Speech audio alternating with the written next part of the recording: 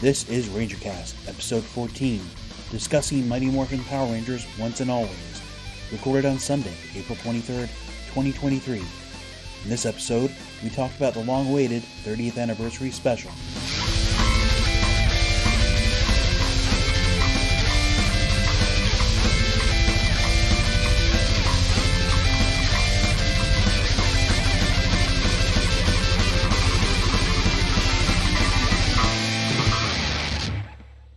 Alright, this is Rangercast. As always, I'm Tyler, better known as Uro Volto, and I'm joined by Mike Manos. Thanks everybody for tuning in. I'm rated Y7 for fear. A little bit of fantasy violence. And the r/Power Rangers moderator, Razgriz Infinity. Josh, what's up? Hey everybody, how's everybody doing? And completing our lineup today is Lamar. Oh, is there something Power Rangers going on?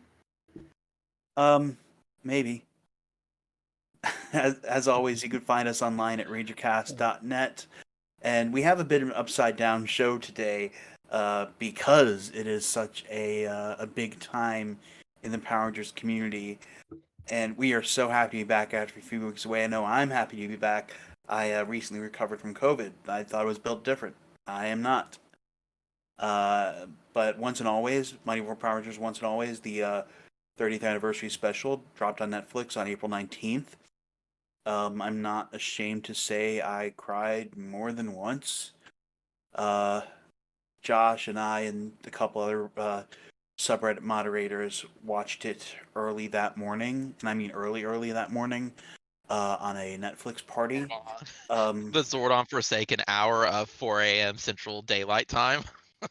Yeah. How about y'all? What kind of situation did you watch it in? So I watched it with my wife and my son. I had to wait until after work because unfortunately I have a job. But it was it was fantastic being able to just kind of sit down and dedicate a good amount of time to just watching a brand new episode of Mighty Morphin Power Rangers.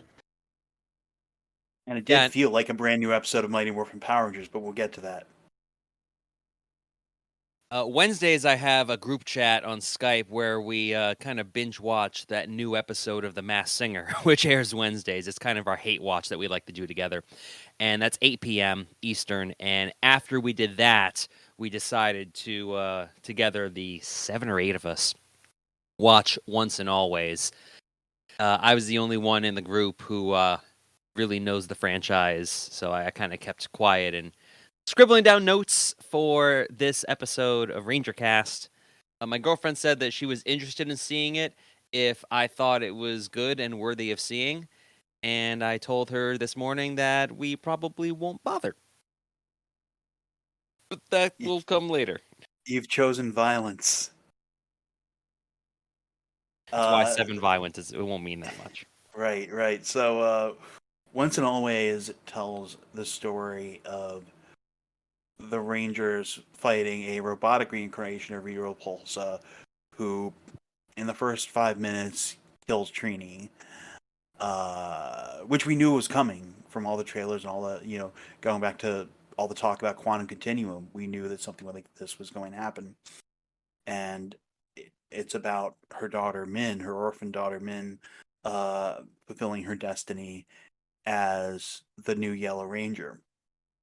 They couldn't get everybody back for a variety of different reasons, but the story centers on not just Min, but her relationship with Zach and Billy. And it felt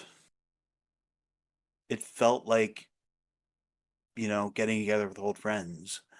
And how did you guys feel, when you saw Zach and Billy together again for the first time since 1994? It kind of felt like a dream come true for me because I had always I wanted to see these guys come back. I totally understand why each separately left the show. But this was the sort of thing that you plan out and you, as a little kid, you play with your figures thinking, oh yeah, well, this will never actually happen, so I might as well come up with it myself. And no, they did a fantastic job. It was clear that, they had been away for a while, but it was still really great to see them both. I agree. It was since I've met those actors at Comic Cons here in the past couple of years, it was great seeing them back on screen and them just not missing a beat, just falling right back into their roles of Zach and Billy almost flawlessly. As many things as I have to say about this episode, I'm inclined to agree with the two of you, or the three of you. I feel like seeing them return to those roles is in a way a bit of a surreal experience, because for many, many years, we did not think it would happen. Because of the various circumstances as to why they left the show, because of the refreshed nature that the franchise has every year or every other year now. Obviously, they liked to harken back to Mighty Morphin, but the thought of having this many returning cast members come back, this far removed from the original seasons, seemed like a pipe dream. And it's like, Absolutely. and it's like they said, it used to be just a fantasy where kids would play with their action figures and try and reenact what it would be like with these characters. But still, that I personally would not kill off Trini with my action figures, but that's neither here nor there. But just for a lot of people, I felt like this was something that it's hard to properly convey the anticipation that so many people had for this. Yeah. I wanted to follow up with you on that because I agree with you fully in the sense that I'm following up to a little bit from my earlier comment of speaking with them at the cons as well. They have 30 years of perspective on it. So seeing them like reunite back on screen, I almost felt like they realized that their success, they were giving it back to the fans who have been asking them to come back. It was the perfect storm for in that respect for it. Yeah, I mean, besides just the fact that it was an anniversary, it felt like the time was right for this. But the moment that the music kicked in that opening scene, and there was that shot of the Rangers running toward camera with the probably one of the big, like an explosion big enough to make Koichi Sakamoto blush. Like, I just felt like a kid again. Me too. That I'm not gonna lie. On YouTube, they have the opening. Someone uploaded the opening, and I think I keep going back to like that first 3 seconds of the guitar riff and seeing them run. That's a great shot.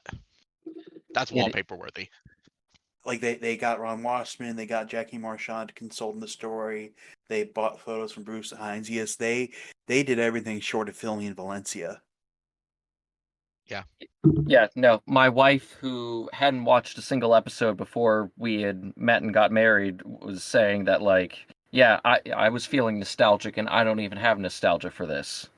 It had an interesting job to do in terms of grieving Trini and by extension Tui Trang, while also still feeling like Power Rangers. I think, kind of going back to our praise for Walter Jones and David Yost, I think that scene, that early scene in the living room, was probably one of the most incredible scenes from an acting perspective I've seen in Power Rangers, because we've never uh, been in this kind of situation where they've talked about death so directly and grieving so directly, and just the intensity. You wouldn't know that David Yost hadn't acted in so long. Mm-hmm. No, I mean, they both were clearly bringing their A game when it came to acting. And it was nice too, because even though, yeah, they hadn't been doing it for a while, they also still have all the information and all the, like, the tips and tricks that they knew. So it was good to be able to see them kind of, like, unleash some of that. Mm-hmm. I agree with that because that's one of my favorite scenes in the entire thing of in the broad perspective of Trini's death to, I guess, that front porch scene, the living room scene, that's the even Power Rangers can die type of deal, and I'm glad they got it out of the way in the first couple minutes. They didn't try to shoehorn it in. They didn't try to gloss over it that it happened.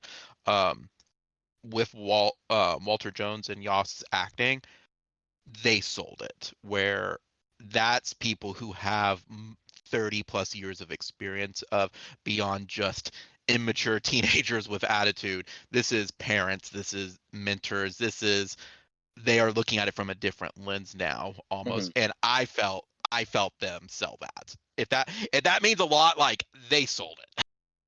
Well, I also feel like this is going to be something I'm going to harken back to a lot when discussing this episode about the context of the show versus the content of the show. And the content of that scene is obviously, we need to deal with the situation. Trini's died. How are we going to tell Min? But the context of the situation, in that, yes, Zach and Billy are talking about Trini, but in that exact same moment, you, me, everyone watching this is kind of watching that, but we're really watching Walter and David talk about Twee. And I feel like interspersing those two ideas together is something that elevates the scene more than any script could have. I see what you're saying on that. Yeah. It's their own version of grieving still this many years later of it, and Yes. finally just releasing. There's the it goes exactly with what I was saying of there's there to what's it called? It's not the method acting, but it's if you've been there, it makes scenes even better for it. Called acting. That's what they're using. Yeah. Well, there's another term for it, Yeah. but it's like you know it, so you know how to react to it versus trying to idealize what would you do. Right. And I think I'd compare some of the way that Twee Trang's death is treated in this special to the way Wakanda Forever handled Chadwick Boseman's. Yeah. You definitely. So Angela Bassett in that one did a fantastic job at portraying a mother who had lost everything. David and Walter did a fantastic job at, like, okay, what do you do now that a close friend is gone? And I think a lot of the credit too has to go to Charlie Kirsch, who I thought was just phenomenal the whole time, and the way that they included and the things her character does, a lot of like references to Trini, like the praying mantis style, like her training with those dual sticks, or the broomstick in the broken broomstick in the juice bar, kind of foreshadowing her taking up the power daggers. Mhm. And just the energy she brought was just phenomenal. Yeah, no, I would definitely love to see her come back for something. Whether it be another special, or heck, whether she come in and be a ranger in another season. Yeah. And I also like the sense of what the Rangers had been up to since we saw them. Like Billy, is apparently traveling space in his spare time. He's Elon Musk. Yeah, he's Tony Stark. He's more Tony Stark. He has like Cranston Tech, this headquarters. It looks like the command center with the actual command center like below it. Zach was a member of Congress who left to take care of Min. Rocky's a throwback to the comics. Yeah, Rocky's a firefighter. And the women don't get jobs at all. They're just moms.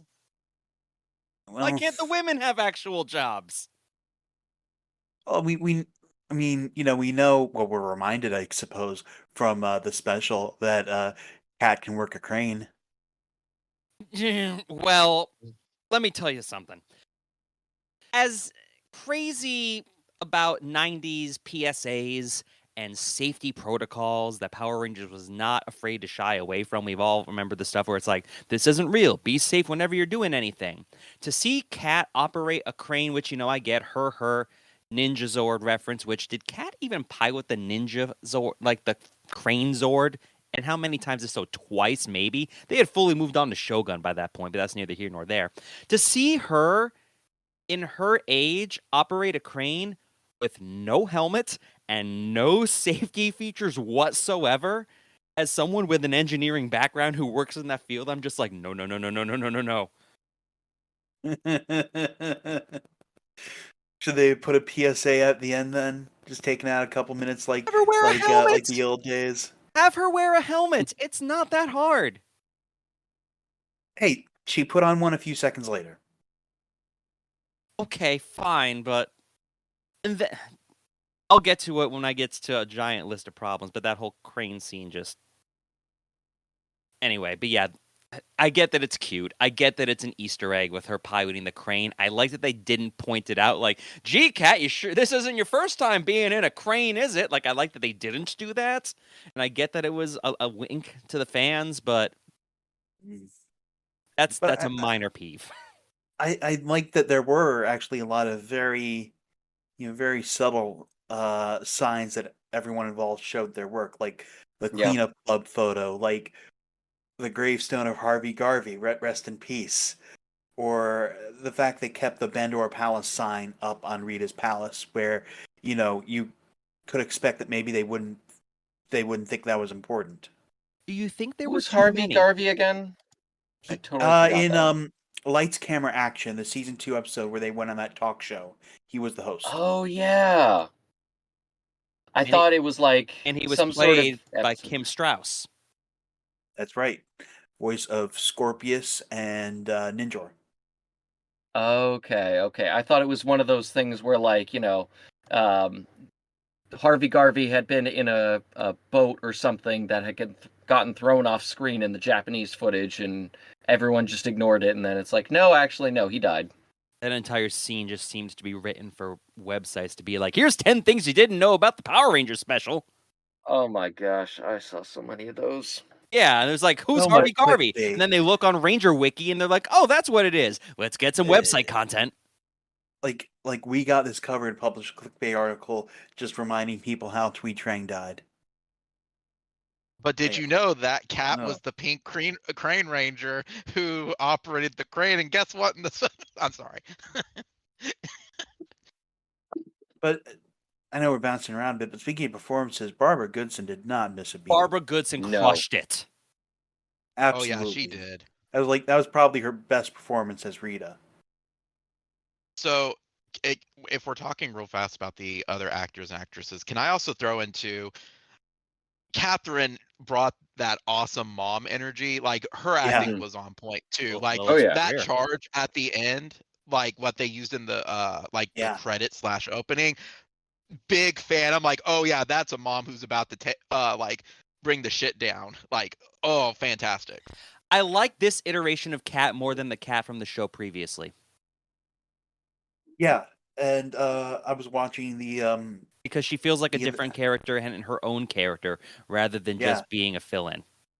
I was watching I mean, some of the that's- power playback, her video, and she said that her reservation, one of her reservations before agreeing to do it, was she didn't want it to just be this token thing, kind of weirdly, I think a little bit kind of referencing Dimensions in Danger, like she wanted to actually like have stuff to do, and she got stuff to do. Well, Or obligatory ding Yeah. Forever Red, where they were going to bring her in and just she was a voice for one of the generals. She was, yeah. Mm-hmm. Yeah, I was just gonna say she did a fantastic job. I'd say she put in one of the better performances in the special. And I've always been more of a fan of Kat than Kimberly, so it was nice to see her get some love from the fans. Just because I know Yes. Amy Jo's Yeah. always usually getting the majority. Yeah, Yes, join the and club. Yes. I'm a big fan of Catherine Gosh. myself as well. yeah, she was Mhm. good in this. And even though the actors couldn't be there, I think the suit actors, especially suit actor for Kim in the first scene, really Drop down turned to the up. knees. Yeah. Mhm. Yeah, Yeah, she like sold that, it. yeah, that sold it. But If I think the absences didn't really hurt early in the special, but in the resolution, it was kind of weird, kind of season 2-y, that we just had Adam say that they were headed to Aquatara to recover. We couldn't see them. But they have a Yeah. list of yeah, references they have to tick off so the fans don't riot. Maybe put in yeah. a fake Shemp. That's something That'd that be I wanted to allude to earlier when you were talking about all the Easter eggs and stuff. And a lot of the Adam Aisha stuff, especially, I feel like that there may have been maybe too many references made. And it kind of, I understand it's a 30th anniversary recollection, look back on the entire franchise, but I feel like sometimes they were so focused on making a reference that they kind of lost sight of the special as a whole. And it literally just like, okay, we got to say the thing. It's like when you watch clips from cons and guests will yeah. say a I hate lot that. of really insightful things, but then you have a bunch of fans who are just chomping at the bit. They're just like, do the morph! And that's all Yeah, that they're I waiting know. for. That's like my least Yep. favorite thing at cons. You're wasting everybody's time. Mhm. Yeah. Um, What was it like to pilot the Zord? Boy, I really wish I could tell you. I'm gonna go the opposite route because there are people who do attend cons that yes, you hear the same question and over. What got you into voice acting? What made you do this? Like, yes, those are absolutely annoying questions. But man, there's so many people who haven't, and this may be their only time to see those people do that. okay. I'm very much in the middle ground of that. Well, no, what I was meaning is Yep. I don't have a problem with that. It's just more like it doesn't matter what was going on with the actual plot of the episode. It felt like people were just waiting for its morphin time. They were just waiting to see the Megazord fight. They were just waiting to. Oh, we'll talk about the Megazord fight. Oh, and they were just waiting to see them in the suits. It just felt like sometimes the show was so focused on flashing, like, here's what you want. This is what you want, isn't it? Like dangling a carrot in front of a horse. They don't care about the path of that they're laying. They just be like, hey, look, here's a treat. Lap this up, ponies. You know what you came to see. I mean, in fairness, did we not? And I'd Some of add you. in too, again, the middle ground of it. I can relate on that. Half of me though is like if they didn't reference some of it, like, oh, the Trubian War, the fans, or where was Adam and Aisha, people would have been pissed. And it would have overshadowed the actual special. On the other hand, on it, I felt that's a side effect of it being cut from 8 to 2 episodes. I feel like, oh, we have to make some of these, even if they're little throwaway lines here and there. Just to check in. Yeah. Yeah. Yeah, I think there are also fans who are hung up way too much on how they got their powers back. Like there are a few explanations, Ninjor, Master Green, Sentinel Knight, but who cares? I honestly do Really? not have any problems with how the Rangers got their powers back. They mentioned that they made Same. proxy coins in case of an emergency situation. If Billy has as much intelligence as the show has always led him to believe, where he borrows from alien technology from Aquatar and he brings it back to Earth and he has, an entire workforce working for him now, I could totally buy them Well, and having proxy coins. If you're watching Power Rangers for 30 years and how did they get their powers back is the thing that causes you the most grief, as opposed to like air on the moon. Like, there are bigger things you could be worrying about. That was fine. They did the best they could with that. I had no problem with the explanation. And I mean, the franchise has established for at least the past 2 decades, there's been human-made morphers. So, like, why couldn't they just, reverse engineer one that they already have the connection to? Yeah. I mean, are we all just ignoring the fact that Billy built the turbo power? I mean, wrong podcast episode. That's for another day.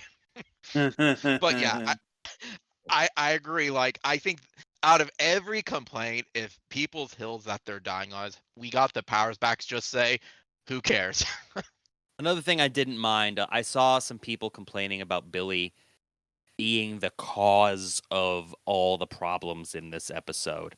The fact that him trying to revive Zordon caused Rita's evil essence to possess Alpha 8, which, first of all, I have to say, kudos to the PR team, public relations team, for keeping that under wraps. I did not see Alpha 8's possession into Robo Rita coming. I thought that was a fantastic way to handle it. And we thought that the tube with the crack in it, because I thought there was something sus about that, because that slash was in the opposite direction of the direction in which Andros hit Zordon's tube. I thought there was something sus about it, and I was right. Yes. You were like, that was a great story element. Yes. But what I really liked is, as somebody, when I watched MMPR, I feel like a lot of people watching the show related to Billy. A lot of people were, shy, maybe more intelligent than their peers, and it was a nice little escape for them. But I feel like in the early seasons, they wrote Billy to be a little too perfect. They wrote a lot of that cast to be a little too perfect. Remember when Billy was supposed to have a nervous breakdown because he got a B on a test? Well, and of course, the entire group were the top 5 students in the class. Always. So I liked that they made him fallible in this episode. I liked that he screwed up and he owned up to it. And that was a nice message, I think, for kids to have, kids that may be watching it.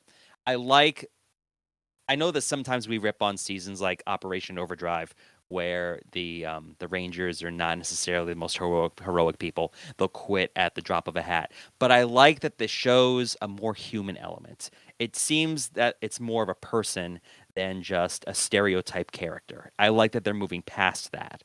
That was something I liked. Yeah. And when Min went for the throat, we learned that it actually was in every way his fault that Trini died. Yeah. Yes. The irony of Trini's first Focus episode, where she conquers her fear of heights on a cliff, and she dies by getting thrown off a cliff. No, she exploded. No, she exploded. Well, off of a cliff. Vaporized. Yeah. On a cliff's edge. I was like, really? While we are really, really fast saying that, kudos to the team as well for not pulling punches on her death. I thought in my process, this is how I predict the episode's going to go. Oh, she's going to get blasted off the cliff. Her head's going to hit like the cliff off screen. That's what's going to happen. I like that it wasn't Well, no, according to Simon Bennett, they considered pulling even fewer punches, but thought better of it. Correct. And no, they War of the Worlds just evaporated her. And everyone even asked Simon, was she just what happened? Oh, she was evaporated. She was destroyed. Oh my, that was kudos to you guys for that. They made it a very emotional moment. There is no coming back. There is no teary-eyed scene. There is no farewell. No, you don't get that moment. And I think that's even more impactful as the older you get. You don't get that moment back. There is there's proper also farewell. There's also precedent for this in canon. When Kendricks died, there was nothing to bury. I was going to bring that up as well. I watched recently Kendricks' death scene, and a lot of the same gravitas is there. It's obviously shot differently because, different circumstances beyond the deaths. So they've done this before. Because of the way this special resolved, I feel like it hits a little differently because there's no reason for them to bring Trini back. There is none. They would never do it. To desecrate her legacy. I hope they would never do it. And to kind of piggyback on what was said earlier about like Billy being fallible, that's honestly just it's aging up the characters. When you're a teenager, you kind of feel like, well, I haven't made any big mistakes yet because you haven't because you're 14. And that's just something that happens. But as life goes on, you're going to have those big mistakes where you're like, I really, really messed up. Yeah, and it is nice and to so see. that's a great way to show that the characters are growing up and that they're not these eternal perfect children. Characters have grown up. Right. And then there's Rocky. Yeah, I'm Rocky. feel I sure like to eat. Like, I feel like the firefighter thing might have been an artifact from when they might have been expecting Jason. Maybe. I don't have a problem with Rocky being a firefighter. I honestly don't have a problem with him being kind of upset about his food. Honestly, that's perfectly in character for Rocky. That's what little we got of him. To be fair, they needed something that was funny to play off of Catherine's. And Catherine was even, do you know what it's like to walk into the restroom and teleport away? Like, come on. I feel like that is such, for me, that was such an insignificant, it was just a little silly moment. And they needed to leaven the special with some humor, but Rocky also played a role in one of the highlights of the special, which was the throw down the juice bar. Right. Which was really impressively recreated. An unmorphed battle. I want to stress that. Unmorphed. Yeah. And Walter Jones doing that backflip at 49. Damn. Yeah, I mean, clearly neither of them really seem to have lost a step. He's not. Obviously, he's not 49. How old is he? Steve Cardenas bulked up, he's 56. but like, yeah. Oh, he you're just right. said it yesterday on the. Yeah, he just said it yesterday on the live stream. Yeah, that's even more. Oh, you're impressive. right. Yeah. Damn. Yeah, Walter was moving around like crazy. A lot of people were commenting. Like I said, I have my laundry list of problems, but this is not one of them. A lot of people said that Steve looked stiff in the action scenes, and I'm like, not really. He was dropping bows on the putties like crazy. He's still moving around. He wasn't moving. He wasn't like flipping or anything, obviously. But other than that, I kind of liked his more brawler fighting style because it seemed more realistic. Obviously, he doesn't need wire work for anything like that. Right. And I'd rather have him, shove his weight around. Like, Steve Cardenas is a bulky dude. He's not like overweight or anything. He does martial arts. He's in really good shape. No. He's too big for the suit now, but it's not because of anything he's doing. He's just, he's like jacked. So to see him use his strength to his advantage in that fight scene, I thought made sense. As opposed to him, somebody of his stature trying to do what Walter's doing. Walter's a lankier guy. He's smaller in frame. It makes sense for him that he can do that stuff. It would be ridiculous to expect Rocky to do that. Well, and it shows that they've evolved their fighting styles as they've aged. Obviously, like, as you tend to lose a little bit of speed as you get older, you want to compensate with power. And I mean, Steve Cardenas is clearly, that guy can bench press a house. So yeah, doing a brawler fighting style is perfect for him. Yeah, I mean, what did people want? Did they want Charlie Kirsch and Rocky and Zach to relive that one scene from the early episodes where, what was it? It was Zach and Kimberly and I think Jason, like, they connect their legs and Jason's just spinning in a circle and they're like flinging around like a tilt-a-whirl. Is that what you want? Oh, yeah. But Charlie Kirk, she absolutely brought it. I mean, they got her out of 87 North, so it shouldn't be a surprise that she had some incredible skills. She was just really impressive in some of those scenes. Some of her scenes looked like a bit of a demo reel for her for projects moving forward. Hey, whatever. Ron's score was also pure Ron. I enjoyed Ron's score quite a bit. I liked that it incorporated the feel. I don't know if it was just harkening back to the same scales. I don't think a lot of the musical motifs were the same, but obviously he knew his stuff. I Yeah. really enjoyed the I can only call it Bulk and Skull-ish theme that played when Zach did the hip hop keto. It was exactly There was a Bulk and Skull-ish theme when we saw the Bulk and Skull sign. that too, but I liked that they could have not even had the Ron Wasserman credit in the opening, and you could have told that it was him still doing it. Yeah. I thought it was yeah. weird that they had the remastered MMPR theme that he did back in 2010 in the special. That was actually Hasbro's request Interesting. that he do that, but edit it down to 45 seconds. I would have liked to hear maybe one or two more of his old songs that he redid in 2010 in the special somewhere. Yeah, I think I had that at my bingo Where's card. combat? Where's fight? Where's 541? Yeah, like you think it was practically legal obligation to use the old Zords theme, which when they summoned the Zords, it seemed like some of the music kind of evoked that, but didn't actually go all the way. Right. And maybe there just wasn't a good opportunity to special. Rather, that scene wasn't the right opportunity to use. We Need a Hero or something. I think that's what he used if a fight scene's going long, or that's what he did use back in the day. Yeah, I mean, if you're gonna have Wasserman rescore your entire episode, I mean, you have this swath of stuff that you've created. Now's the chance to use it. But still, I think that having him, even if he wasn't playing the hits, it added the energy that MMPR demands, and it was just so great to have him back. I just wish we could have him for longer. Right. I'm going to be the middle one. I thought Ron's score wasn't all that special, to be honest. There was nothing that popped out to me that was great outside of, like the Bulk and Skull or when the Zords were forming. I thought it was there. If you told me that was Ron, I would have not known the difference at all. Yeah, honestly, I hate to admit it, but a part of me was kind of like, yeah, this is just the same old stuff we've always had on Mighty Morphin, right? I didn't notice anything new.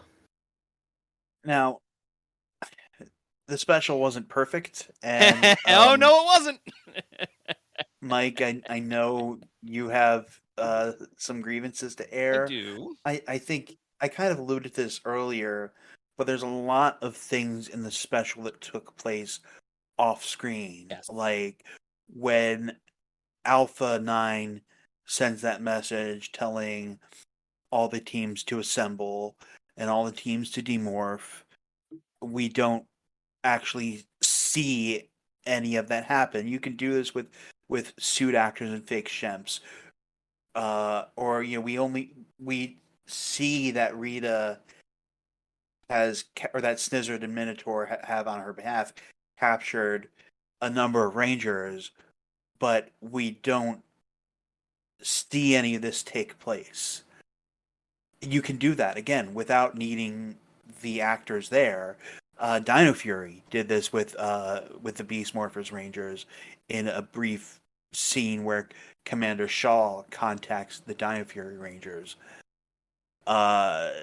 So I mean, it might have been a time thing. I really don't know, but it struck me as kind of weird that we didn't see any of that happen after the cemetery scene, and also, felt like the special was building up to Rita actually going back in time, but it kind of felt a little anticlimactic that didn't actually happen anyway. Power Rangers has always had this problem where, especially of late, since Hasbro bought it, where it wants to come off like this big, sprawling epic of continuity and lore for 30-some years, but it doesn't want to put in the efforts to actually do it. It just wants the credit. It feels like just being old is enough to have that kind of distinguished nature, and it doesn't work. I want to add in that it's why here's the thing. I enjoyed the special. I enjoyed it a whole lot, and I can go back and watch it and firmly say, out of all the anniversary specials, it's probably second, because Forever Red's just time, perfect place, perfect tone, everything type of deal, with the exception of the ending type of deal. But it's why I keep rating it a 6 out of 10. It's a fun special, but it feels like with more time, with more budget, with more fine tuning, polishing, everything, it would have been elevated to it. And I feel like the same way with it. I don't disagree with y'all. Right.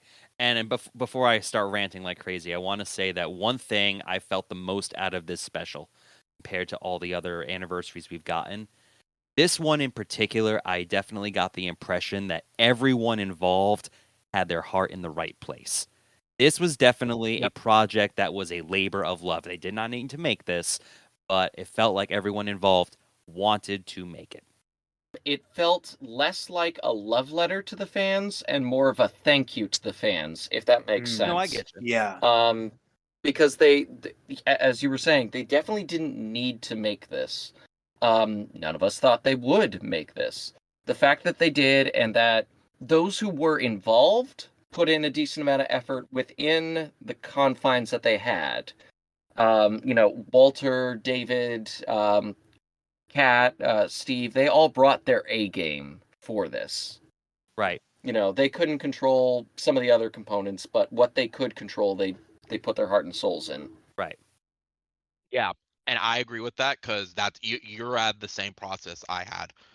What was given to us, if it was the best they could give us, they did the best they could. More power to them. For it, there always seemed like there was all right, we're gonna do this, but so like we're gonna do a anniversary special, but we're not gonna have Amy Jo or Austin or JDF, ignoring the background stuff of real life stuff happening. We're gonna get Ron, but we're not going to include some of his more iconic stuff. Right. No, we're going to have a special, but it's only going to be 2 episodes, not the 8 episodes. It was like a mixture of everything. Right. Also, before I forget, this is a total squirrel moment. It has no relation to the plot, no relation to the positive and negatives. But I do want to say shout out to the putty that was like had the prop mistake, and it looked like he had a hood. Yes. I'm all for Yeah, I saw it too. hoodie putty. Well, I made my bingo card. I had prop error, which that's one. I guess that's more of a costume error. But there was also an error with Min's Morpher, where it was open the second time she tried to use it when it shouldn't have been. Right. Yep, Either way, I just wanted to highlight that too. hoodie putty. That actually brings up, Yeah. if I may open my floodgates of things that I had problems with, I will go. Okay. I will directly from that, the hoodie putty. A lot of discourse about this episode I've noticed says when people criticize once and always, they're always like, well, your expectations are too high. This is a Power Rangers special. Why do you have such lofty ambitions for what this show should be? Power Rangers always was what it was, and you should just kind of take it for what it is and relish in that. Well, first of all, why are you going to live your life with lowered expectations of things? What kind of pessimist attitude are you living your life by going through something and be like, well, I know this isn't going to be very good anyway, so I'm just going to enjoy it for what it is. And I feel like a lot of people excuse a lot of things that happen, such as a costume error or a flub somewhere on lines, because it's just Power Rangers, and that's how it always was. It's like it's an excuse for something. It's like... I think... add to that. I'm going to push back a bit, though. I'm sorry. Well, all I was going to say was I can relate to that, because look at the fan fest that they had the day before, where there was people with like regular tennis shoes on out dancing. The thing out at the Grove, yeah. The word you're looking for, times it was half-assed. Yes. Or if it wasn't half-assed, it was due to a true, all right, we didn't have 5 sets, we had 4 sets because of budget reasons. Okay. We didn't have Amy Jo on for whatever reason. Okay. But when stuff was half-assed, and that goes back to mine, it needed fine-tuning, it needed polishing. The hoodie putty is, as iconic as he is now, he's going to be a meme. Like, what's his face from Halo, one of the brutes. That's a great example of that, of this was not given a second glance over type of deal. That is the exact. I was kind of avoiding wanting to use the word half-assed to describe the special, but that nails the head perfectly. And a lot of people love this special, and I want to reiterate: if you love Once and Always, if you think it's the best thing Power Rangers has ever done, you're entitled to think so. That's your right. No one's going to take that away from you, and you're not wrong for thinking that. This is just criticism that I and maybe some other people have. Every single time we have an anniversary special, people are very high on it. Every single time. I vividly remember Operation Overdrive. I vividly remember Once a Ranger being universally beloved. And now people look back on it and be like, well, it's not very good, you know. It was okay. The Overdrive Rangers I- are quitting the Hmm. entire time, and I think those are things that I thought about Once a Ranger at the time. well, maybe it was a very minor group. I know people are more open to criticisms about that, which is true of anything, you know, hindsight will happen. And the whole time I'm just thinking while I'm watching this, yes, it is great to see the old cast back. It is great to have all these old window dressings and to have all the voice actors back. By the way, I do want to mention that Horvitz absolutely killed it as Alpha 9 as well. I don't think we mentioned any of yeah. it. Fantastic. Great job. A game. But no. Real fast on Alpha. For it, just really fast. I absolutely agree with you. I was very worried about Richard for that because his first, when they showed the trailer, you could tell the age on it it did not sound like the Alpha, like the high squeak. It was like, oh, it's a little, you can start telling he knocked it out of the park. I think that was like a second editing or whatever. Yeah. In that respect, yeah. And absolutely. I am great. sensing a vibe. Best line in the whole special. Yeah, absolutely. That was great. Okay. That was like top tier. As I'm watching Alpha the line. special, it's like I said, it's context versus content. The context of seeing all these people back and having, you know, the crew back and everyone getting together to make something that they love. That's fantastic. Everyone loves that.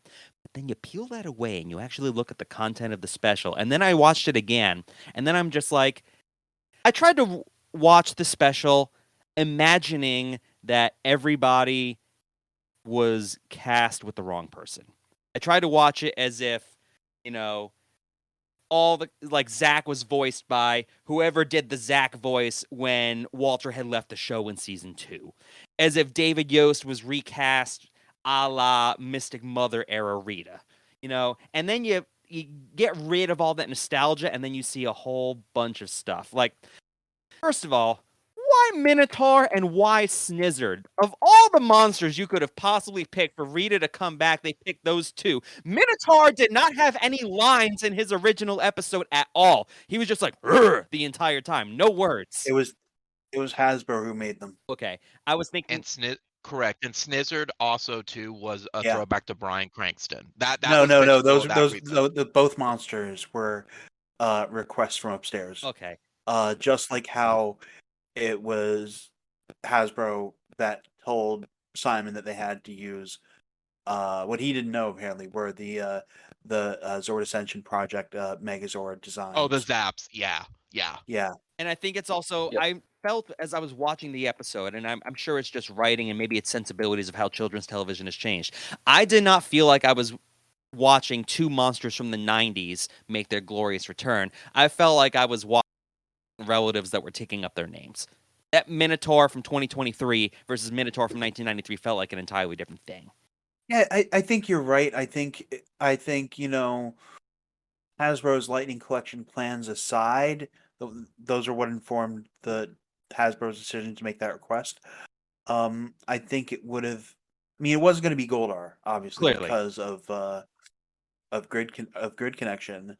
Mm-hmm. I think there could have been monsters of more consequence they could have used.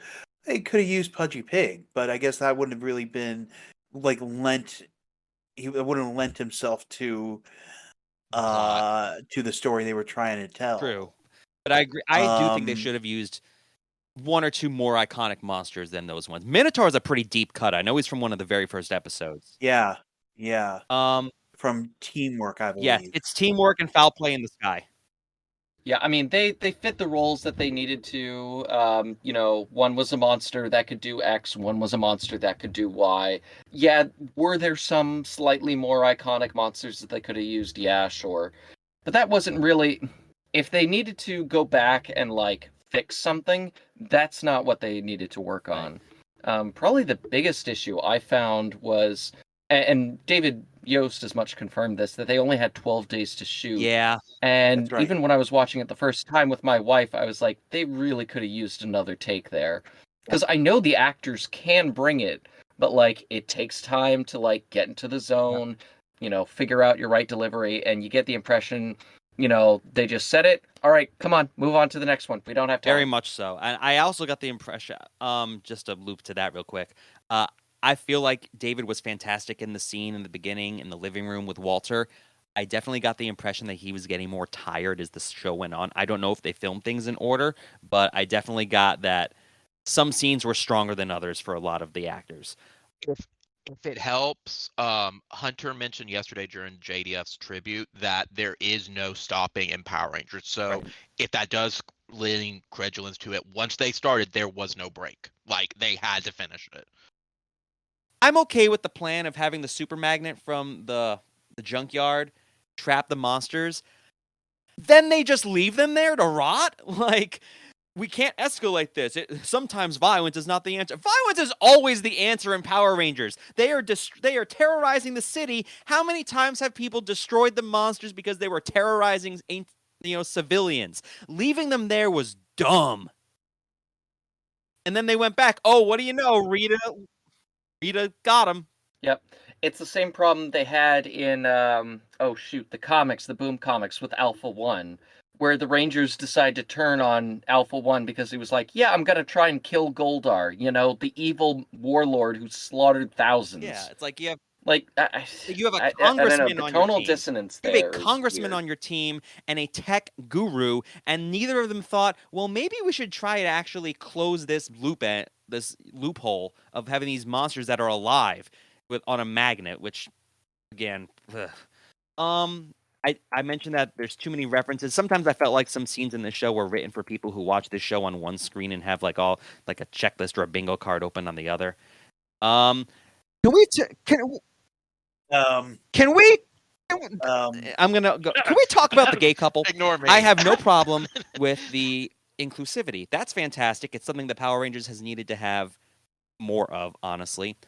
I don't like the way it was handled because, honestly, Min gets on her, just drives away to a secret location where no one else is, and then they have this shoehorned scene. That's the best way I could describe it.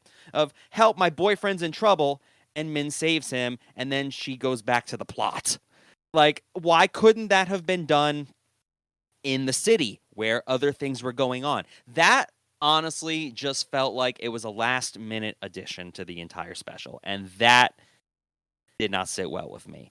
If they want to be inclusive, they can't just have it slapped in as if it was an afterthought. I felt like, why would it take place in the city if Cranston Tech is over by the beach? well, that's fine, but there was no evidence of Cranston Tech in that entire scene. It was just Min drives on But up. she got the rad bug from outside Billy's office. I understand that, but then maybe have that happen right outside Cranston Tech. It just felt like it was thrown in from a differently filmed thing, just kind of sandwiched in there, just kind of to tick a box to get like GLAAD representation or something. I have no problem with them including that, obviously, but I just felt like it felt obligatory. And well, speaking of things that are obligatory, I was Power getting to the Rangers, segue. You read my mind. the Rangers do eventually go to the moon to figure out how to destroy Rita's machine and free all their friends. And naturally, this leads Rita to make Snizzard grow, and there is a Megazord fight on the moon. First And off, I have to rather say that I than- appreciate that Snizzard grew because Snizzard never grew in the real show. I'm right. okay with that. And rather than do it like And let's. Huh? Can you appreciate? I was gonna say, can you also yes, we appreciate did. too We that did. we actually went to the moon? Now, rather than shoot, the way that the show might have, back in the 2000s or back in 2001, something like that, rather than shoot like day for night, they did fully CG, and they used the model or based on the Zord Ascension Project Megazord, as we mentioned earlier. And I don't have a problem with them using the Zap Megazord as a model. I Yeah, understand the yeah, reasoning they're- behind but- that. That's fine. I mean, we didn't have that much of a problem with Serpentera looking like butt during Forever Red. Yeah. It's kind of the same thing. Whatever. I think, but it wasn't, it wasn't that bad. It wasn't that bad. In motion, on think the other people- hand, those people who have been clamoring for animated Power Rangers, I hope you know that this would be what you would get, because Jesus Christ, I don't think I'd ever I seen a think, Megazord yeah. made out of NFTs, but now I have gotten that experience. I'm not sure, like, why. I think Go back. Control part of it, and Control I Z. noticed Go this when I was back. going Go through back. accounts, they might have relied on a different vendor than usual. Yes. There's somebody specifically credited for Megazord animation, but what I noticed is who wasn't credited for the first time since Power Rangers moved to New Zealand. Carol Petrie, the longtime VFX producer, and her company PRP VFX were not involved in the special, and I'm not sure what the story is there. There's no vendor that is credited. It might have been a situation like Forever Red, where they were forced to work with Disney's folks, where they had to use they had. It looks great if you're looking at photos, but in motion, I guess it's the moon. It's supposed to look floaty, but it doesn't feel like the same kind of oomph is there that you'd see if it were a suited fight. And maybe I like how you Billy has think of- repurposed the Zords that have the exact same level of gravity on the moon as they do on Earth, apparently. would the Megazord have been able to do that big old flip on Earth? Yeah. I certainly never I've seen saw that SPD. happen in the show. Well, SPD, that thing had boosters. Yeah, I mean, the kid could put Yep. boosters. I definitely got the impression it was a rebuilt Megazord. It was not the same one from back in the day. No, Well, it would was have not, to be. It because would have that to be one was rebuilt. destroyed. Yeah. But Yeah. the number one But it feeling I had got rebuilt as before. I got to the Megazord fight, I'm watching the episode, and then they got to the CG Megazord fight, and I'm just like, oh, they ran out of budget. And that's exactly what I thought the entire time. Which is sad because like the actual Dinozord, The Call- summoning outside of looked Sabretooth. fantastic. they were great. Like that was legit. Outside of Sabretooth, if you go back and watch it, it looks like They also the Zord stays in the air way They also too long reshuffled than it a should bit have. It so almost looks that like it's going Sabretooth through air. came ahead of Triceratops Yes. compared to the show where that's reversed. And I don't have a problem with Billy being in the center of the cockpit. Doesn't bother me at all. No, not at all. Not at Nope. all. He built the damn thing, so he might as well sit in the center. Wait, what? Wait. Wait, go back for just a sec. You said No. Sabretooth Sabretooth was before Triceratops in this. in the normal show? Triceratops came before Sabretooth. And I think it's possible, considering that the joysticks are the power crystals, the Rangers could be in any setup. I gotta but tell we you, don't I know. never noticed that. In 30 years of watching this show, I never noticed it until they pointed it out in this. Yeah, it's all comparison. That's what, pointed out to me that Sabretooth didn't come second. It always came like third. That was a nice touch, Right. considering, the occasion. Mm. Yeah, other things like some people were like, well, they should have combined the weapons into the power blaster. Doesn't bother me at all. I have no problems with them using Yeah. the individual weapons. Everybody got their moment to shine. Rocky, taken down with a pretty brutal stab motion I felt kind of egregious, and I felt like the show knew that too, because with Kat's line of "Geez, Rocky, that was intense." Yeah, no, it reminded me of that College Humor video of the Ninja Turtles realizing they could use their weapons, and it's like, yeah, I just couldn't think of a quip, so I stabbed him. Right. No, or like Indiana Like, Jones. damn. Indiana Jones with the sword, the sword guy. Yeah, maybe Rocky just had really bad Oh, yeah, diarrhea yeah. during that day. I do not know. At first I Yeah. was like, does Billy by himself have to be the one to take down Robo Rita? But then I was like, well, to be fair, that's Alpha 8's body that Billy created in the first place, so I really didn't I was okay with it. I do not like I felt well, then again, the fact that Rita could be taken down easily, I don't know if that's a reference because, once a monster comes back, they're substantially easier to kill in Tokusatsu as a whole. That was fine. I never liked the power axe being used as a gun, but it could. That's been done in the show before. Speaking of villains, I've had a problem with this before, but I felt like it was especially bad here with Min. I do not like the inconsistency of how strong putties are supposed to be. How many episodes have we seen where like children, like 8-year-olds, can take on putties with little to no difficulty? Vulcan Skull could handle Quantrons just fine in Countdown to Destruction.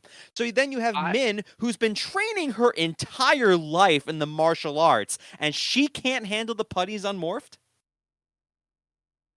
It's the If you go law of back to Day of the infinite ninjas. Dumpster, the always Rangers had trouble took with that- putties. Well, Billy was deemed a beginner at that point. He had just started. Well, even Jason had trouble with Yeah. putties. I would go back to that, and maybe it's a headcanon thing. I always considered the putties like, oh, this batch is better than this batch type of deal, where Yeah, it's like it showed very much inconsistency. Or if you throw like a variation, like it's a clown putty, it's a lot weaker than an actual normal putty was. Fine, bust I out the always thought it Thunder was the same Slingers. Yeah, thing. well, Then, it's whatever. also like you Sometimes go get a through the bad history batch of Power cookies. Rangers, You and it's use like the the same moment you ingredients, morph, you know sometimes shit Kung Fu. happens.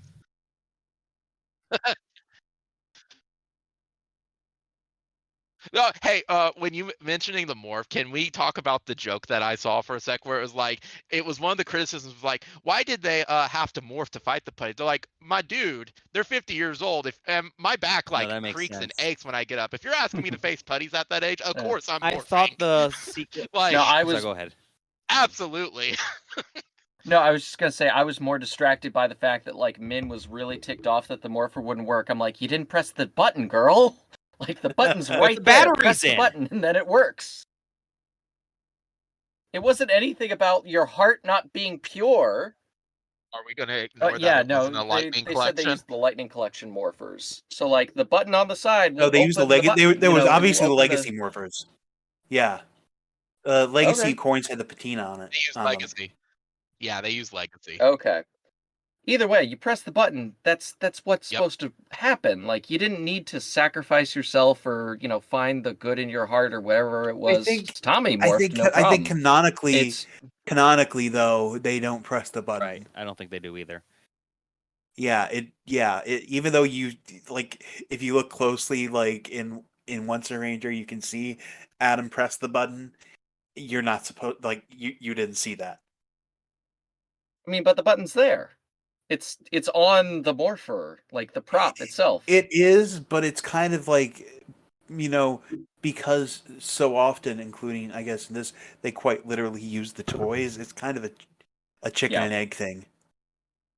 Mm-hmm. And then we get to what I probably had the largest issue with, and it's if I haven't painted a big enough target on the back of my head, this will definitely do it. Wait. Before you do that, can I mention one thing about Megazord? Because By we're all going means, so go ahead. I'm covering a lot of ground. I apologize. No, you're good. I want to mention one thing, and I've always held this opinion. If we're painting targets on our back, I'm going to put my target on my back too. Simon, you are full of crap when you say that you could not have filmed a Megazord scene with the suit. Because I'm sorry, if Forever Red can put a Yeah. night filter and a valley for the moon, as well as doing completely new suits for Snizzard and Minotaur, I'm sorry, you're full of crap. I think that there might have been like a, either a failure of imagination or a specific decision that they wanted, in terms of art direction, that they wanted it to look a certain way, and that was the only way to do it. That has to be it. But his excuse They wanted to depict the moon in a way differently from how it had been depicted in the past. Correct, but his excuse of we couldn't build a moon set in time. Are you kidding me, man? Like, really? I think again, if they approached it with the same ethos that was used in the Saban days to shoot those sorts of Zord fights. But then again, I mean, New Zealand has quarries. They don't really have, much of the way of like Vasquez Rocks or something Film like it on the that. same beach that they film everything Um, else on in New Zealand and just say it's the Sea of Tranquility. I agree with that. I mean, I'm looking on Amazon right now. They've got an inflatable Megazord suit for $63. So they could have just used that. They already had the Snizzard costume, so yeah. I would have laughed if they used the inflatable Megazord. I would have been like, oh, so that's where the budget finally dried up. What's the opposite of lightning mode Yep. from Ninja Storm? That's would be what that suit would be used for. But I just can't bring myself to be too mad about the way it looks. I don't mind the way it looks. I just hate the way it was animated. Same. But if we want to talk about the biggest target on the back of my head, flame shields up. Let's go. Let's talk about the tribute at the end of the episode. Oh, okay, Oh, man. okay, we're gonna fight now. Woo, sweet. That's gonna be. I will preface. I thought that what they did was genius, and that was one of the things that really made me tear up. I don't think they would have used that scene if they were only mourning one death. Agreed. I think Yep. I think the use of that scene was motivated by Jason Frank's death. If you ask Walter and David, they approved of the use of that scene, and they thought it was. Walter said it was very poignant, but go for it. Okay. To give you an idea of how the sausage is made, earlier I sent Tyler a clip of a comedian named Mitch Hedberg. It's a joke about how sometimes, you can dedicate a song to somebody, but maybe that song had deeper significance that you're kind of ignoring for selfish reasons. The example he gives is like, we are the world, we are the children, we are the ones that make a better day, so let's keep on giving. Yeah, girl, remember that song? It was playing when I nailed you in the pet cemetery? And it completely disregards the poignancy that the song may have had. Why did they choose to use Down the Road there? Down the Road's original purpose was a song that Kim had played in the Song of Guitardo, which was to for Tommy because he was losing his powers. He had not lost his powers yet. He was going to. And it was about, staying friends down the road. And even though you've lost or you may stray away, you'll find your path. And I feel like repurposing that entire clip, not even edited at all, just slapped in the entire footage where Tommy and Trini are just sitting there amongst their friends while Kim and Zach are singing this song.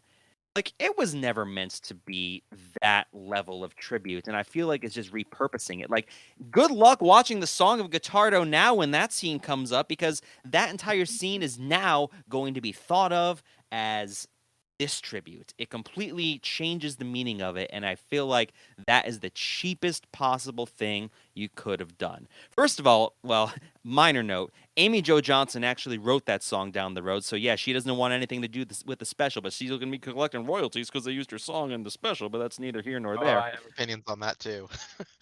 Right.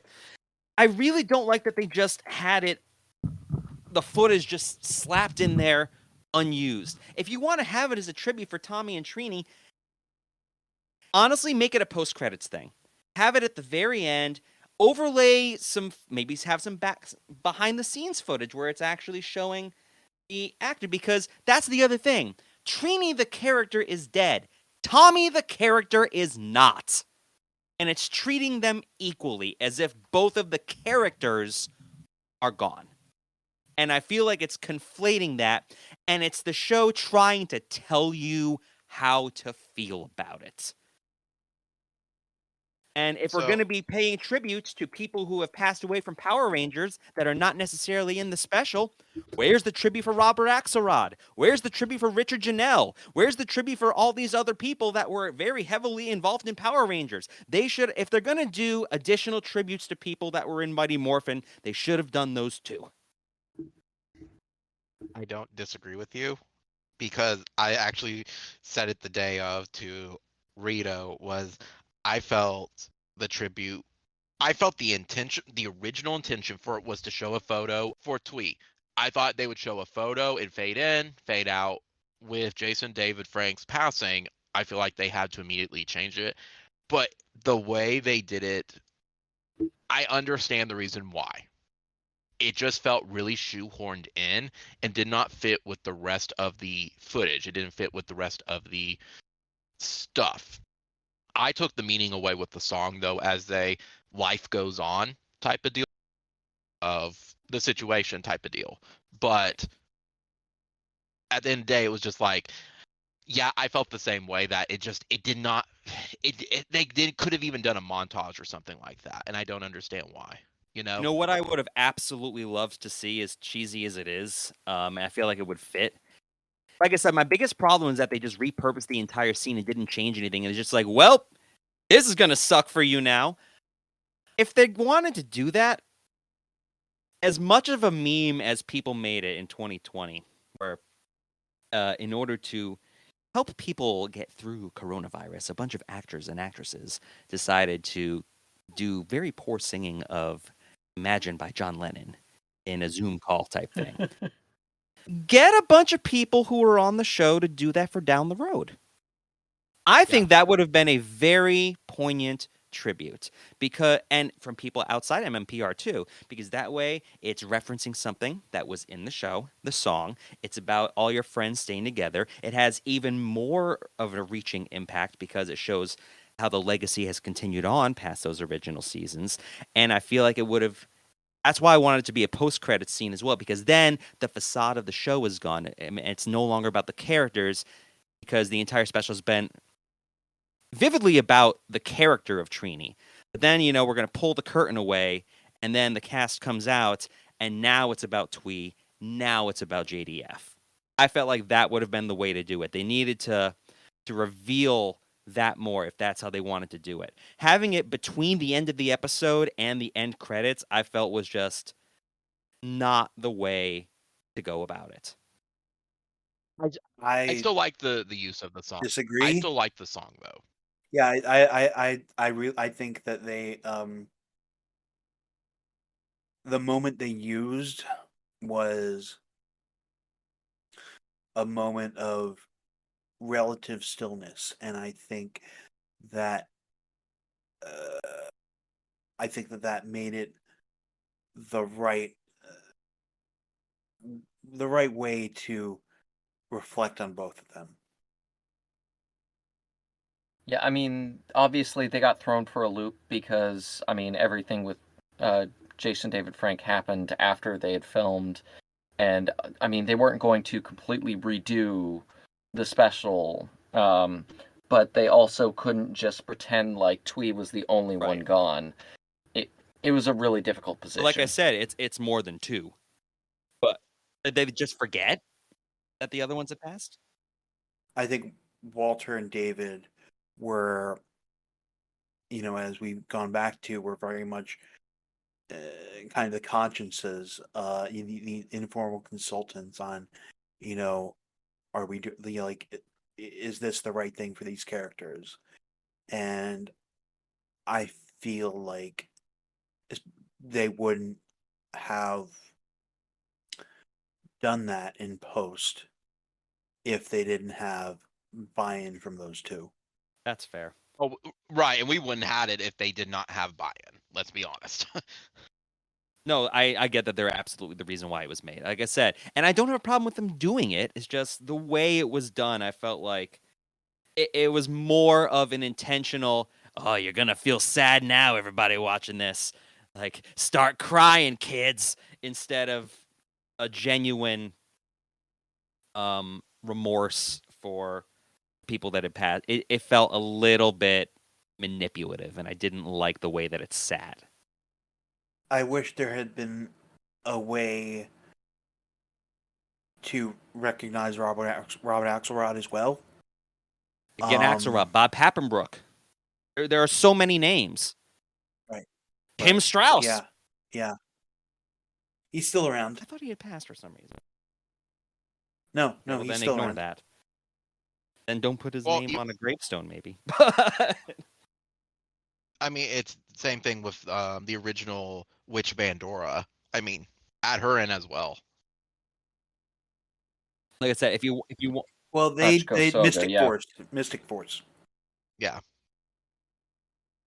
yeah, if you want to, like I said, if you want to have a tribute that goes past the scope of Twee to include JDF, that's fine, but you need to include everybody. You can't just pick and choose your favorites for an in memoriam. I mean, the difference is that they played Rangers. I get that. The one person that I felt was missing from this special, which was obviously all about Trini and all about Twee, and I would have loved to see it. I'm sure the logistics made it impossible. Get Audrey in there somehow. Have her own the juice bar at the end. Even a non-speaking role. I would have loved that. I think being in Auckland, there are probably other people who'd have been in it if they'd filmed in True. LA. But you're asking, like, that's one more person they got to fly business This is class. also true. And again, I understand that my And- opinions on the tribute are not the norm. I understand that they're not popular. But to be fair, as a whole, we don't know what we want as a franchise, and it's okay to have all those different opinions. Half of the fans in this fandom can't even spell Zach correctly, and it's been in the opening credits for 30 years. We don't know what we want, and it's okay. That's just how I felt about it. But besides all of those problems, and like I said, I'm probably the biggest quote-unquote hater of the special. I don't think it was garbage. I don't think it was the worst thing ever. And it's hard for me to hate something when I could tell throughout that its heart was in the right place. But it goes back to what. Very diplomatic of you. But it goes back to what I said earlier, that you can have heart in it, but there is a point where it does look half-assed at times. Right. Or in a more, I guess, more correct term, they did the old school what I did back in college. The first draft is the final draft. At times, it looked like that.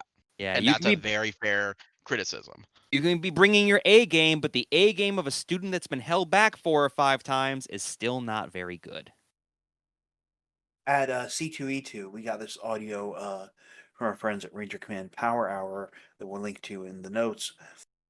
Johnny Bosch said that there's an opportunity, maybe, to follow up on some of the threads introduced in this special, and a continuing story, but depending on reception on Netflix views, and it seems to be really burning up Netflix. Yeah. Adam and Aisha did not need to be in this.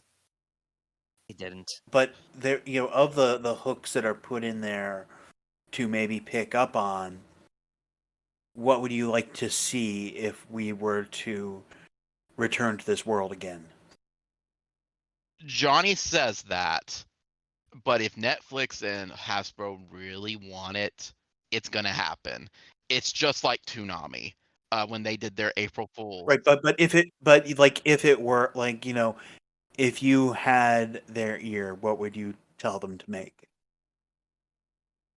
Well, of course, Johnny's going to be like, hey, I want more work, so if you fill out this survey, I can get more work. That would be great. But I mean, it was clearly written with the idea, like, the way it ends, there's clearly places that that Billy's story, that Min's story could go from here. I would, if it was me, because I actually don't have this in my notes, if there was a continuation, it has to be a mini-series. To me, it should be something that is cleaning up other stories and exploring, to me, essentially the Mighty Morphin powers and why they are so significant. Like, for example, the thing that really stood out to me, and it stands out to me now, why in the heck did Billy build a command center in secret? And it seems like the Mighty Morphin Rangers know, but the rest of the Rangers don't. or at least that's how it was presented. Why is he building this in secret? Why are they still having their powers in secret type of deal when we're almost to SPD where Rangers are known? It's not a secret the Power Rangers exist. I guess that's the thread I would go with in addition to the search for Zordon type of deal. I like that thread of, is he truly gone now? Because that door is wide open. See, I would say if you're going to try and do more of kind of like a continuation off of Once and Always, I would recommend building Min a team of Rangers, because they're obviously going to keep bringing in the Mighty Morphin suits for anniversary specials. I mean, this series is probably going to go on forever. So at some point, you're going to need a passing of the guard. I think giving Min a whole new team, so that way it's not just her and then the OGs, would be a nice way to kind of like say, okay, from now on when you see this Mighty Morphin team, it's not Jason, Zach, Trini, Billy, Kim. It's Min, JJ, and whoever else they kind of rope in as their new Mighty Morphin team. And that way you could still have Billy serve as a mentor, and you can still explain why these powers are still being used even when the actors are no longer coming back. The difficult thing is how, like, JJ has been heard and heard of, but not seen. And I think that I think on one hand, it would make sense because you got to set up this idea that Tommy's Tommy's grandson is a ranger, but you'd have to figure out how do you introduce JJ without Tommy's presence. As a post Soul of the Dragon type of deal where it's like he is an SPD ranger, but maybe have it where you have a strain essentially of him being on another team when he needs to be on the Mighty Morphin team or whatever, for if you're trying to incorporate men into it and some of the other family members, maybe something like that where it's like it explores his relation to his duties as an SPD, but they need him for whatever reason for this one. So where are his loyalties essentially? I personally like something like that, but that's me. Yeah, obviously we can't. I'm not going to write Hasbro. I'm not going to write your TV show for you. Okay, if you want to hire me, just send me a check. But no, there's definitely an opening where at some point these actors are going to have to retire or step away from the projects, but you still do want to continue that legacy, that connection to MMPR. And to just keep doing, recycling the audio tracks and whatnot, it's gonna wear stale after a while. And you've created this great character in Min, who the fans really like, who it's clear Charlie really enjoys playing the character. Do something with that. Build her a team. It's a version of what Toei did with Gavan and with Kamen Rider Ichigo, where you've had these younger characters take up the mantle. I'm tired of Mighty Morphin. I really am. I don't necessarily like this idea of if the Rangers have a kid, they're automatically going to be Rangers. I'm not a fan of Mighty Morphin turning into... Yeah, or the people trying to fan I'm not cast, a fan of Mighty Morphin turning into the people trying to fan cast I Jenna don't Frank. want Mighty Morphin to turn into a team of Nepo babies just running around saving the world, essentially.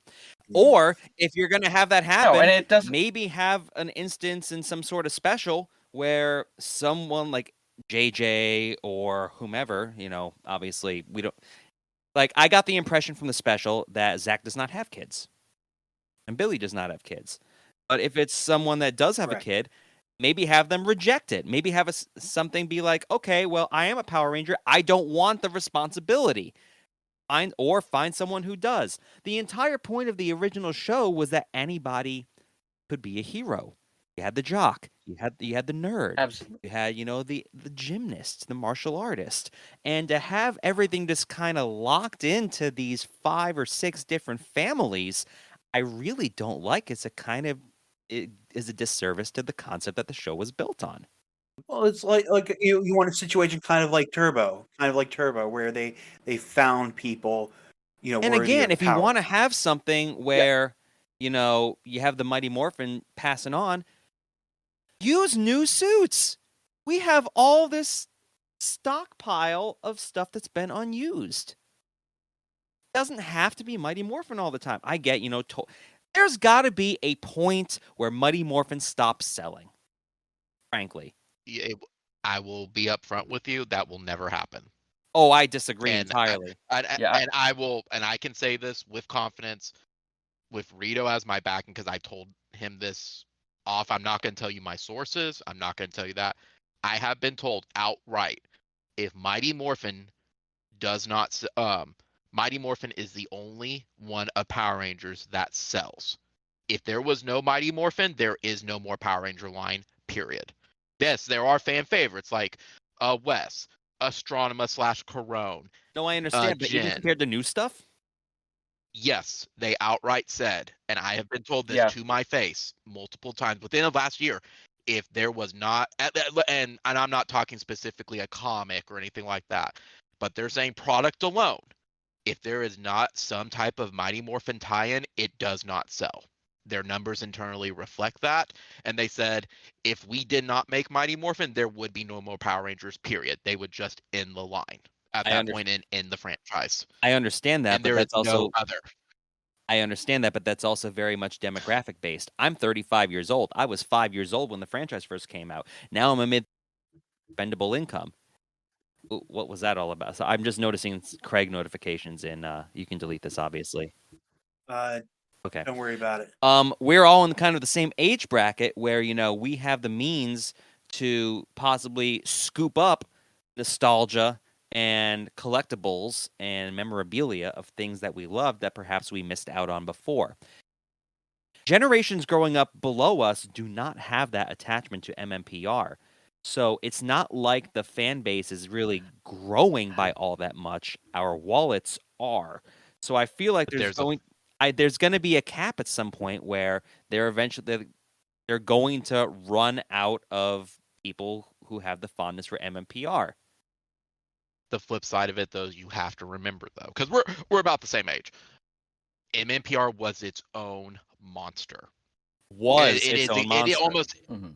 I mean, it still is. The people with and the reruns still keep doing really well. I mean, they just re-released the DVDs again, and it sold like hotcakes. MMPR is Power Rangers in the same sense that, like, yeah, there's Batman Beyond with Terry McGinnis, but Sailor Moon. Batman is Bruce Wayne. I mean, bunch of franchises. The original is the big one, the big seller. I mean, Dragon Ball Z has made so many other stuff besides just, Saiyan Arc and Vegeta and all that. Doesn't matter.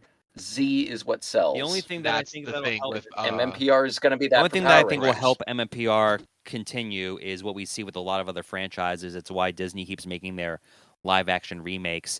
Is they're not going to do anything different with MMPR.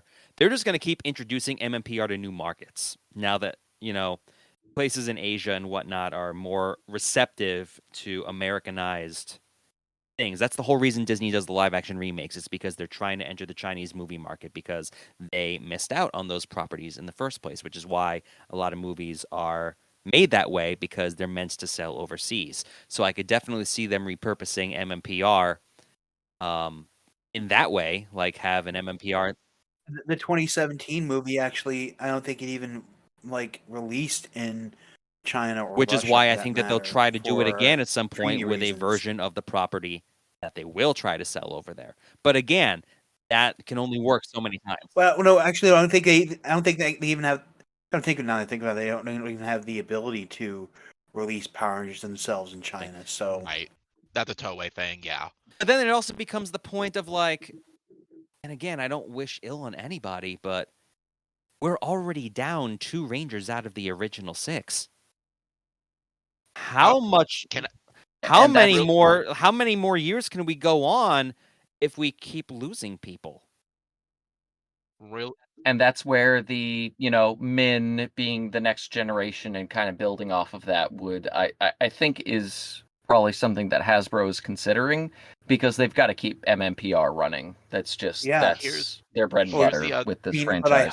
I hope that they didn't hire. At the same time, I hope they didn't hire Jonathan Entwistle and Jenny Klein over at Entertainment One just to churn out MMPR.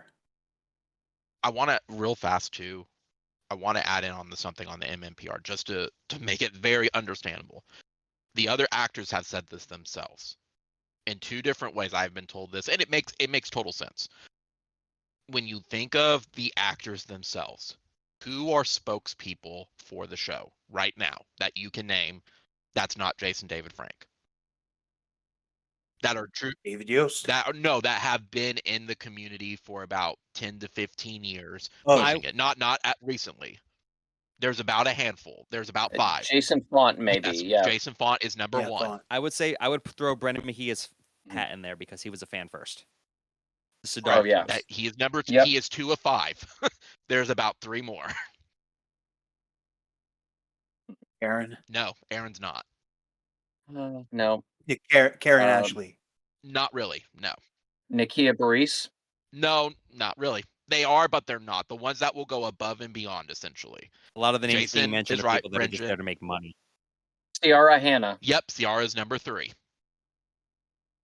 Yep. There's 2 more that are even not coming to me, but basically they said there's only a handful of people that go above and beyond to promote the series, whether it's with We were having this conversation after JDF. correct. If you want to get past Christopher Lee, he's number 4. If you want to get and I can't think of his name. I cannot think of his name for the life of me. TJ's actor. Selwyn Ward, first black leader of the Power Rangers. Thank you, Ward. Yes. Those are the 5 that go above and beyond promoting the series. They said if you want to get past MMPR, then the 95% that do not push it need to step their game up and promote it beyond just those core 5. Those core 5 fully embrace it and make it a part of their identity. You could add in Johnny Young Bosch in there, but he's now more anime at this point than I think though the thing is the tough part is, with the exception of the actors who were on it from space through Wild Force, they don't directly get a dime from DVDs or streaming or any of that. Correct. I also and find ironically, because they're not union. I was gonna say I find it a really big ask to expect actors from a show who may just take the role as a paycheck, turn into brand ambassadors, and not really have the opportunity to do other projects that they may want to. correct, but then That's that does fall into the if you want it to go beyond Mighty Morphin Power Rangers, you have to have people from other series to step up, and they have not. In a very, very broad sense. I'm not talking a JDF level, because that was simply just above and beyond. But going to different comic shops, like during the pandemic, Jason Font stepped up for that. Ward stepped up for that. You have to go. The other part of it too is they told me, okay, name me one toy from Mighty Morphin Power Rangers from the first 3 seasons. Dragon Zord, that's easy. Okay, name me something from Zeo. Pyramidas, cool. Name me something from In Space. The Astro Megaship, cool. Name me something from Power Ranger Samurai. I can't. And they said, and that's why these sell and these do not. Marketing's another thing too. And they said, ironically, they used that example because Samurai, based on their internal logs and sales, sells the best since Mighty Morphin. It's really weird, but it is what it is. But they said if you can't even get people who've kept up with the series, something Samurai's is, I can't. Samurai also How had a can you expect others ridiculous for it? amount of marketing push behind it. So we have gone super duper long. So what we're gonna do is we're going to close out this part of our discussion, and the rest, our news block, will be in a second part, a separate episode, which will drop on or around the time that we drop this first part. So thanks for listening, and we will join you next time in about 2 minutes from when we finish recording this. If you like what you just heard, find us at Rangercast.net or look us up in your favorite podcast app. Reach out to us on Twitter or leave a voicemail on our website. The opening theme is by Daniel Park. The ending theme is by me. Rangercast is distributed under Creative Commons license. Attribute and share alike.